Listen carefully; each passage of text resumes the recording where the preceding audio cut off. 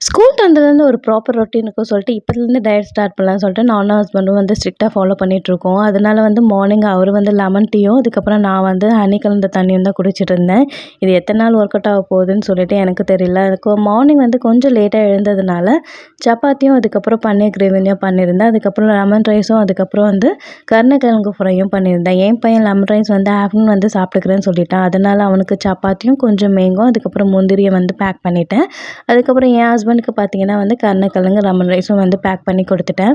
நான் வந்து பெங்களூருக்கு வந்து போயிருந்தேன் வெக்கேஷனுக்கு. அப்போ பார்த்தீங்கன்னா வந்து ஷாப்பிங் போகும்போது ஒரு ஸ்ட்ரீட் ஷாப்பில் தான் வந்து இந்த இன்விசிபிள் வந்து செயின் வந்து வாங்கியிருந்தேன். இதோட காஸ்ட் பார்த்தீங்கன்னா வந்து ஒரு ₹100 தான் இருக்கும். நல்லாவே இருந்தது சுடிதார், சாரீக்கெலாம் போடும்போது. அதுக்கப்புறம் மீஷோ, அமேசான்லலாம் வந்து கார்ட்டில் வந்து போட்டு வச்சுருக்கேன். அன்றைக்கி வியாழக்கிழமைன்றதுனால வந்து ஃபைனலாக சாய்பாபா கோயிலுக்கு போயிட்டு வந்துட்டோம். இன்னோட விலாக் இவ்வளோ தான். நெக்ஸ்ட் விலாகில் பார்க்கலாம். என்னோடய வீடியோ பிடிச்சிருந்தா மறக்காமல் சப்ஸ்கிரைப் பண்ணிக்கோங்க. பாய்.